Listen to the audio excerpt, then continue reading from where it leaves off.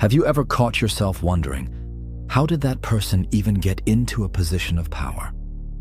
It's a question that stings because we've all seen it. People who seem utterly unqualified climbing the ranks, while far more capable individuals remain unnoticed and unheard. Think back to history's glaring examples.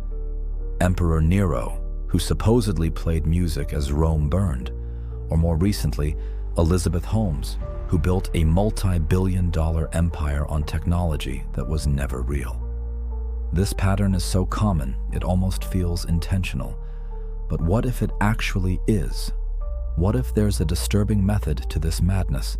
A hidden reason why the least competent often seize the highest seats of power. Today, we're peeling back the layers on one of history's most provocative political thinkers, Niccolo Machiavelli, and his ruthless insight into why stupidity and authority frequently walk hand in hand. This isn't just some dusty old philosophy. It's a psychological reality that shapes everything from corporate boardrooms to the halls of government today. Here's the uncomfortable truth. Sometimes being too smart is exactly what keeps you from rising to power. Grasping this paradox might just unlock your understanding of the manipulative forces at play in society, and maybe even help you navigate your own climb to influence. Back in 16th century Florence, exiled and bitter from losing political life, Machiavelli wrote The Prince, a treatise unlike any before it. Unlike the dreamers who pondered how rulers should act in a perfect world, Machiavelli focused on how power actually works in the gritty, real world. His famous line sums it up. Everyone sees what you appear to be. Few experience what you really are. In other words, perception often matters far more than reality when it comes to grabbing and holding on to power. And here lies the first key to our puzzle. Appearing competent often outweighs actually being competent. Machiavelli noticed that rulers who flaunted their intelligence too openly often brought trouble upon themselves. Why? Because true intelligence brings traits that, in power games, can become serious weaknesses. Traits like nuanced thinking, ethical hesitation, and self-awareness. Imagine a genuinely smart person stepping into a power struggle. They spot complexities where others see clear-cut solutions, admit limitations when others make sweeping promises, and doubt themselves while others exude unwavering confidence. In arenas where boldness trumps reflection, these intellectual virtues turn into political liabilities. Consider Socrates, the archetype of questioning wisdom, who was condemned to death by the Athenian democracy. His famous declaration, "I know that I know nothing," made him a towering figure in philosophy, but a political failure. Meanwhile, history is littered with populist leaders who rose to prominence by offering simple, absolute certainties. Confidence, even if unfounded, won the day over cautious introspection every time. A striking 2017 study published in the Journal of Management sheds more light on this paradox. It found that intelligence correlates positively with leadership effectiveness only up to an IQ of about 120. Beyond that, extra intelligence can actually hinder a person's rise to leadership. Why? Because the exceptionally smart often struggle to connect with or influence those who can't follow their complex thoughts. Imagine trying to lead when your audience can't keep up. Sometimes being too clever is a barrier rather than a boost. Whether or not you accept this study's findings, it forces us to reconsider what kind of intelligence truly helps someone gain power. But raw intellect isn't the only factor in play. If intelligence can sometimes be a burden in the quest for power, what qualities actually propel people upward? Here's where psychology offers another vital clue. Have you ever noticed how the loudest, most confident voice in the room often dominates even when it's wrong or clueless? This is no coincidence. In the 1990s, psychologists David Dunning and Justin Kruger identified a cognitive bias that perfectly explains this: the Dunning-Kruger effect. It describes how people with limited knowledge drastically overestimate their own competence, while true experts, aware of their own limits, often underestimate theirs. Simply put, the fool believes he is wise, but the wise man knows how much he doesn't know. This psychological twist helps explain why so often the least qualified rise to the top. They simply believe the loudest, most certain voices are the leaders, even when those voices are drowning out the quiet, thoughtful ones.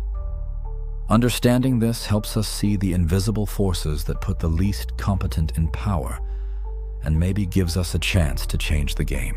Long before psychology gave it a name, Shakespeare had already nailed a fundamental truth about human nature, and Machiavelli, the master of political insight, would have recognized it instantly as a core principle of power dynamics.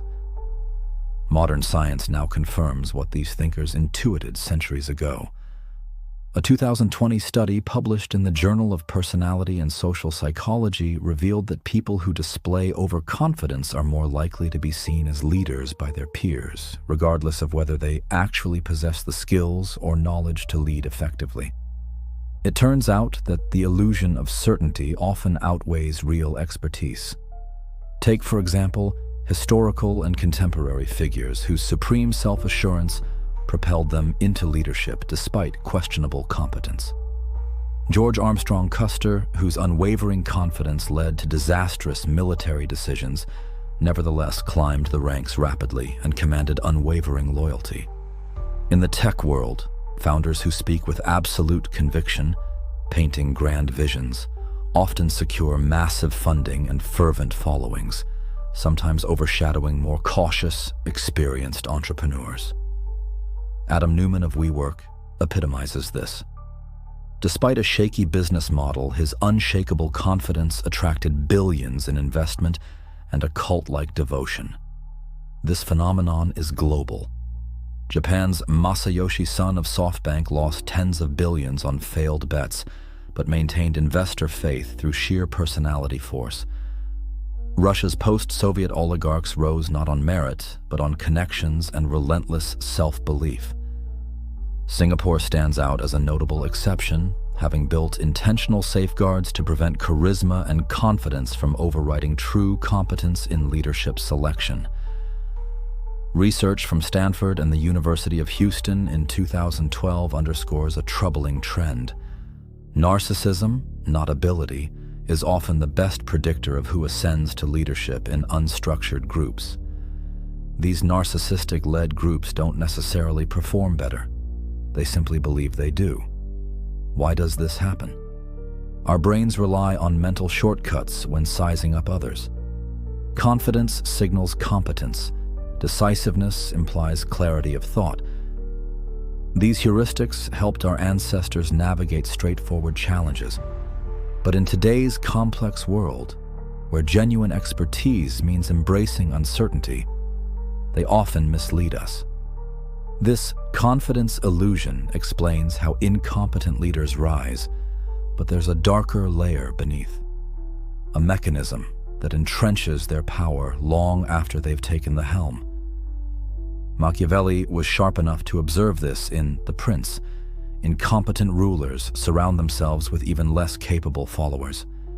He wrote, "The first method for estimating the intelligence of a ruler is to look at the men he has around him." Why? Because insecure leaders deliberately choose subordinates weaker than themselves, ensuring no one threatens their fragile authority. This sparks a cascading effect, an institutionalization of incompetence. Organizational psychologist Dr. Totoma Kamuro Premosaic calls it competence threat. Leaders fearing exposure or replacement choose loyalty and harmlessness over talent and challenge. It's a competence drought radiating out from the top. History is littered with examples. In Emperor Commodus's Rome, skilled administrators were ousted in favor of flatterers and entertainers, hastening the empire's fall. Modern Brazil's centrome political system institutionalizes this by favoring appointees who win posts through connections, not merit. Zimbabwe under Robert Mugabe saw competent officials replaced by loyalists, leading to economic disaster. This breeds what social scientists call homophily, the natural tendency to surround oneself with similar, like-minded people. In power structures, it creates insulated islands of incompetence, shielded from dissent and critique. Think about workplaces where asking tough questions is discouraged or raising concerns is branded disloyalty. These are symptoms of the network effect at work. And yet, despite all this knowledge, we remain drawn to leaders who offer simple answers to complex problems. This vulnerability helps explain why incompetence persists in power, defying our best hopes for meritocratic leadership. Why is it that time and again we elevate leaders who promise simple solutions to the world's most complex challenges? The answer lies deep within our psychology and our profound craving for certainty in a world that offers none. True expertise is rarely straightforward. Real experts embrace nuance. They acknowledge the limits of their knowledge, understand that trade-offs are inevitable, and grapple with complexity. Yet these intellectual virtues often clash with our psychological needs. For most people, appearances often trump reality. We're more swayed by what seems true than by what truly is. When Machiavelli penned these insights centuries ago, he touched on a core truth about human nature. We hunger for certainty, even when it's neither possible nor realistic. In times of crisis or uncertainty, people seldom rally behind leaders who admit, "This situation is complex. There are no easy answers. We must proceed carefully, weighing trade-offs." Instead, they flock to those who boldly declare, "I alone can fix this." The appeal of a straightforward solution is irresistible. Take climate change, for example. Environmental scientists communicate with caution, presenting ranges of outcomes and balanced policy options.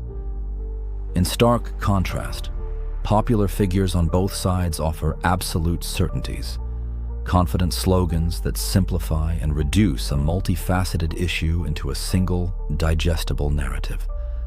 While science champions intellectual honesty, it struggles to compete with the comforting allure of clear-cut answers.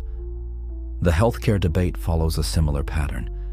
Medical professionals openly discuss the complexities and compromises inherent in any system. Politicians, however, often promise flawless solutions with no downsides.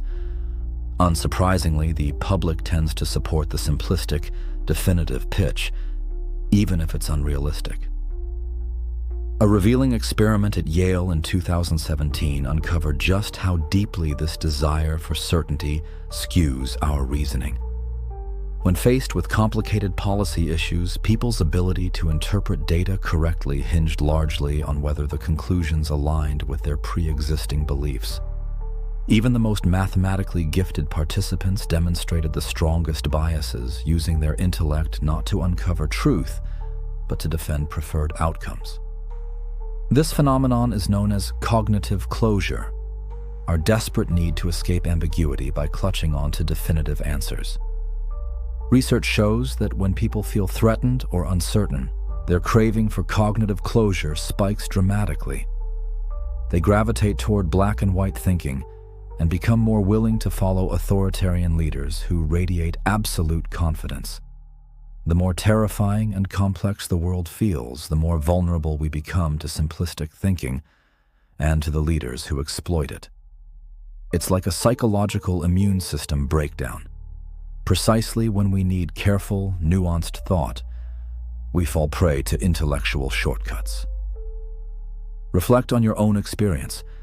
Have you ever been drawn to a neat, certain explanation, even while sensing that reality might be far more complicated?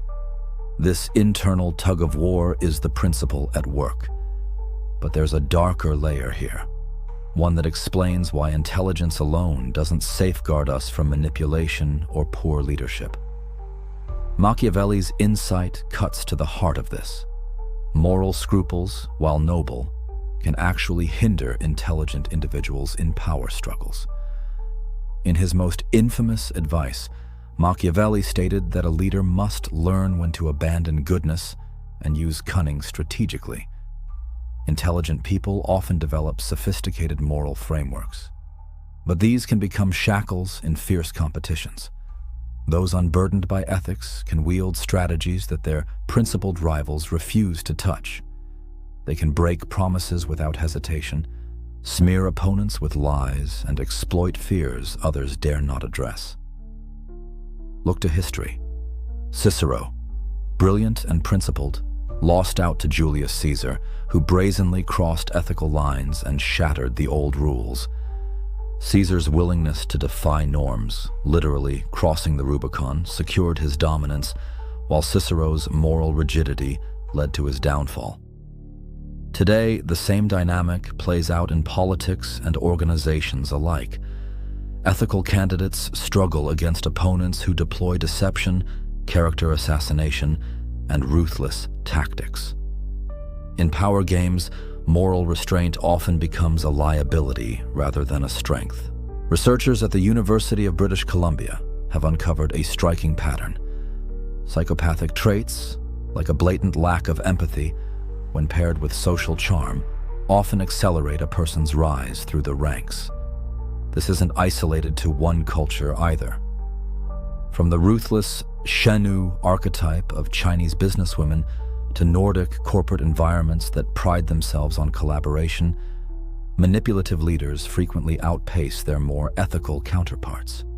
This phenomenon creates what game theorists call a race to the bottom. When cutthroat tactics bring success, others feel compelled to adopt similar strategies or risk being left behind. Over time, this pressure warps entire systems, making unethical behavior the norm rather than the exception. Understanding these dark dynamics can feel disheartening, but not every environment rewards ignorance or immorality equally. By identifying the conditions that foster incompetence and unethical conduct, we can start designing systems that elevate true merit instead. Machiavelli himself grasped this deeply. He recognized that different settings reward different traits. Some environments naturally select for skill and competence, while others become breeding grounds for foolishness and failure. What drives these outcomes? Several key structural factors. First, feedback loops and accountability mechanisms. In fields where consequences are swift and visible, imagine a surgeon whose patients suffer repeated failures or an engineer whose bridges collapse. Ineptitude is quickly exposed and weeded out. These domains tend to promote genuine expertise because failure isn't just embarrassing, it's catastrophic. But in realms where feedback is delayed, indirect, or easily manipulated, incompetence can thrive indefinitely. Politics, for example, often lets leaders blame predecessors or external forces, masking poor decisions. Corporate hierarchies might hide failure behind creative accounting, and media landscapes prioritize entertainment value over factual accuracy, fertile grounds for the less competent to flourish. Second, institutional design and the distribution of power matter immensely. Systems with highly centralized authority and weak checks enable ineptitude to grow unchecked. The Soviet Union's eventual collapse was hastened by decision-making concentrated in unaccountable hands.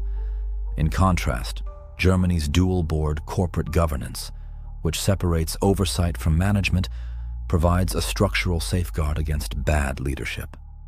Third, information asymmetry and complexity play a crucial role. When success is clear and measurable, merit generally wins out. But when goals are vague or success is judged subjectively, style often beats substance. As Machiavelli famously observed, people tend to judge others more by appearances than by actual skill, because while everyone can see you, few really understand what you do. This surface-level evaluation is especially dangerous in complex fields where only experts truly grasp the nuances. Fourth, economic incentive structures shape outcomes. Systems that reward short-term gains over long-term success create fertile soil for superficial charm and poor leadership. The 2008 financial crisis starkly illustrated how chasing immediate profits, regardless of risk, enabled leaders to prioritize image over integrity. Pause for a moment and reflect on your own environment. Which factors encourage real competence, and which ones allow incompetence to flourish? Recognizing these forces helps you navigate your path and spot when systems are vulnerable to exploitation. Even in well-structured environments, incompetent leaders can claw their way to power by wielding psychological tactics designed to manipulate perception and neutralize opposition. Their grip on power is no accident. It's a calculated deployment of influence. Machiavelli would have seen it all clearly. How modern leaders cunningly manipulate tribalism and identity politics to their advantage. By drawing stark lines between us and them, they turn genuine criticism into perceived attacks from enemies. This tactic shields them from accountability while deepening the emotional loyalty of their followers. Psychologists call this identity fusion, when a leader's persona becomes inseparable from the group's identity. Once fused, questioning the leader feels like a personal assault on the group, and ultimately on the followers themselves. Think about notorious cult figures like Jim Jones or authoritarian rulers throughout history. Their power thrived on this relentless us versus them mindset. Take former Malaysian Prime Minister Najib Razak, who exploited ethnic divides to cling to power despite corruption scandals. Or Brazil's Jair Bolsonaro, whose polarizing rhetoric showed how tribal loyalty can eclipse facts.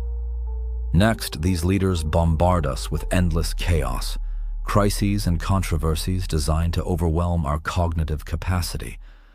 When our minds are busy juggling outrage after outrage, we have little mental bandwidth left for critical thinking or organized resistance. This cognitive overload is a deliberate distraction from their incompetence. They also wield what George Orwell famously called doublethink, the ability to hold contradictory beliefs at once. By constantly shifting narratives and rewriting history, they create a world where truth feels fluid and accountability becomes a mirage. Machiavelli understood this when he said, "The vulgar crowd is always taken by appearances." He wasn't insulting ordinary people, but recognizing a shared psychological weakness.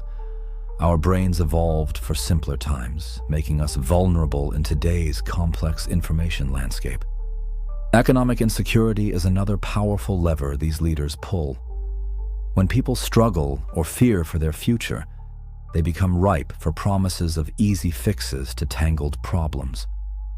Across post-industrial regions worldwide, economic anxiety breeds fertile ground for incompetent leaders who scapegoat rather than analyze honestly. Pause for a moment. How often do you find yourself chasing the latest viral outrage instead of focusing on deeper, more important issues? This is the trap at work. Recognizing these dark patterns is vital, but awareness alone won't save us. We need actionable strategies to guard ourselves and our communities. At the individual level, awareness is our first shield. By understanding these hidden forces, we become less vulnerable to manipulation. This defense stands on three pillars: intellectual humility, the ability to admit what we don't know. Research shows humble thinkers evaluate ideas based on evidence, not confidence. Think of humility as a cognitive immune system, protecting us from the infections of manipulation and false certainty. Media literacy, the skill to sift signal from noise. This means intentionally choosing sources, questioning how information is presented, and valuing quality over quantity. Warren Buffett's advice applies here. Really successful people say no to almost everything. Wise minds reject most distractions to focus on clarity and insight. philosophical reflection, stepping back from the storm to ponder deeper truths. Ancient Stoics urged daily reflection to temper emotional reactions. As Francis Bacon said, "The wise man will make more opportunities than he finds." Reflection empowers us to shape our mental landscape rather than be shaped by it. On a collective scale, the design of our institutions is crucial. We need systems built to minimize bias, deception, and incompetence. 3 key structures stand out: robust accountability. Honest feedback must flow freely, no matter how charming or persuasive the leader. Contrast a company with an independent board to one where the board rubber stamps executives. The Boeing 737 MAX disaster showed the tragic cost when accountability is absent. Cognitive diversity. Decisions improve when diverse perspectives are included. Diverse teams aren't just fair, they're smarter. They challenge assumptions and uncover blind spots that uniform groups miss. Transparency. Rules must prevent complexity from hiding incompetence.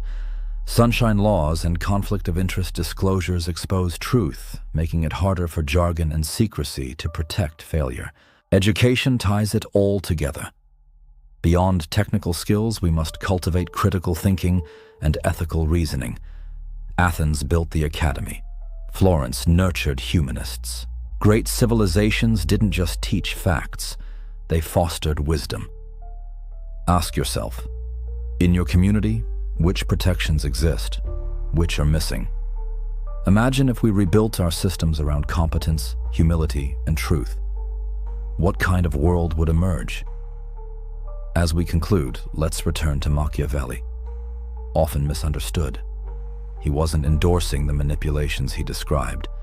Instead, he was exposing power's harsh realities, urging us to build better governance. It is not titles that honor men, but men that honor titles. Authority deserves no automatic respect. Power must be earned and wielded with integrity. The intersection of Machiavellian political insight and modern psychology reveals uncomfortable truths about human nature and society. But these truths are precisely what we need to forge better futures. The way forward isn't denial. It's deep understanding, designing systems that acknowledge our vulnerabilities without exploiting them and cultivating personal habits that strengthen resistance to manipulation. Ultimately, while foolishness may sometimes seize power, intelligence combined with moral courage remains our greatest hope for societies where merit truly matters. What patterns have you seen in your own community? Have you noticed these dynamics unfolding around you? Share your thoughts below, and if this exploration resonated, consider subscribing and sharing to spread awareness. Remember, understanding darkness doesn't mean surrendering to it. It means gaining the power to create light.